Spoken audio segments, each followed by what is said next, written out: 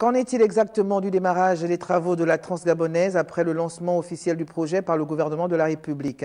Fort de cette préoccupation des populations, la société autoroutière du Gabon, SAG, chargée de l'exécution du chantier J'y arrive, a décidé de communiquer sur l'étape du projet qui consiste à l'étude d'impact environnemental et social sur le premier tronçon à réaménager dans le département du Komomonda. Reportage Tatiana Minko, Thierry Mandaka. Septembre 2020, le Premier ministre chef de gouvernement lance officiellement le projet de la Transgabonaise.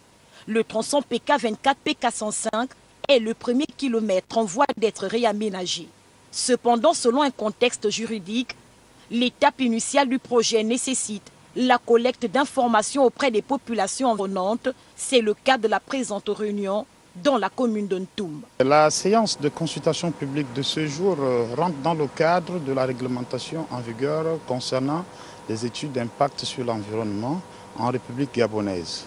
Et c'était l'occasion aujourd'hui pour nous de rassurer ces populations que ce projet aura bel et bien lieu. D'ici le mois de février, les travaux vont être lancés par la société AFCONS sur les 81 km, donc partant du PK24 au PK105.